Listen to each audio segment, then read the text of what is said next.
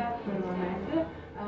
Сега самият архитект е бил в Лондон и там се е впечатлил много от лондонския парламент, гледа от река Темза и решава, че той ще направи нещо подобно с подобно въздействие. И действително, унгарският парламент е само с 3 метра по-къс от този в Англия. Има 365 кули, висок е 96 метра от върха на купола долу до основите и когато са го строили е струвало 40 000 златни крони. 40 000 златни крони, което е било достатъчно за създаването на един 30 000 град, но те са преценили, че за тях е по-важно да направят един добър представителен парламент. Сега, някога е било дуалистично правителство. Тук говорим за 1904 година, но сега вече не е дуалистично, то работи само едното крило с народни представители, а другото крило се занимава с конференции, с работа с печата.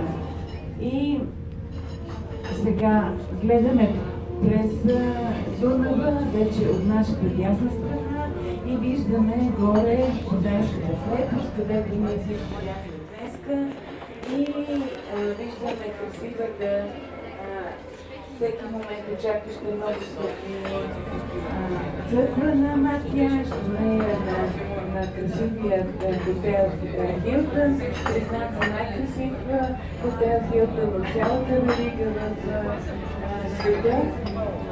И защото се повтаря идеята, виждате ли тази кулата, която се повтаря също тази кула, както на рибарските коли, които са 7 на брой. Вие знаете защо, символично символизират 7 племена, които са дошли от Западен Сибир.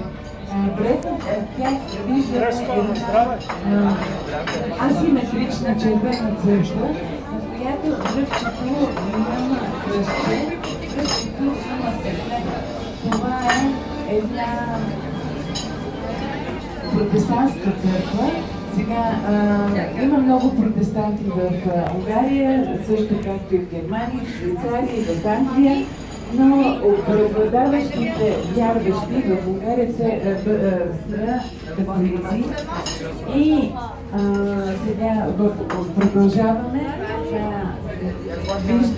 Виждаме горе новопостроените сгради в Будайската крепост, целият хълм се строи. Вие виждате колко храмове бяхме горе, колко много работни площадки. И този красавец, старият така наречен дворец, който само символично представлява двореца, ще бъде възстановен подробно и ще прилича на това, което е строено някога в течение на няколко века, започвайки от 14 век. Пред нас е красавица на моста Верижният мост. Вижте колко добре осветлен с тези блестящи крушки и светлини. Свързва двата бряга на Пещ и на Буда още от 1849 година.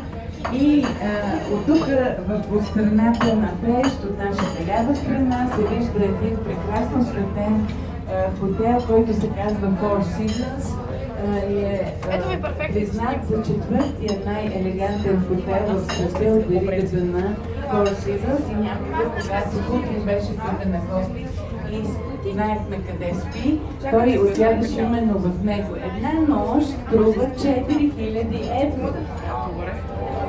Като влезна в такъв хотел, няма да могат да се спят.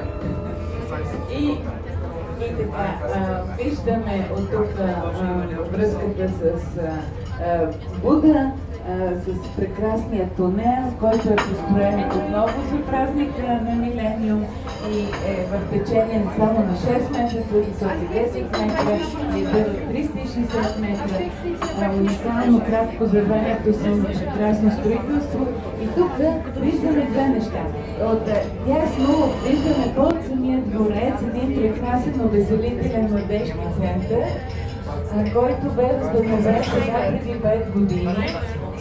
От лявата ни страна виждаме 5 звездни хотели, които са с една прекрасна панорама.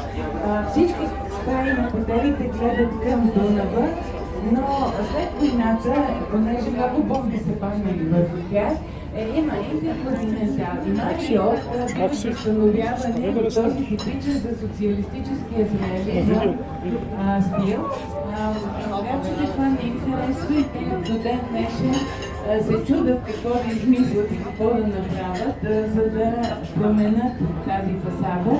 Значи, представете си как са изглеждали тези прекрасни 5-звездни хотели, наредени в красавци един до друг.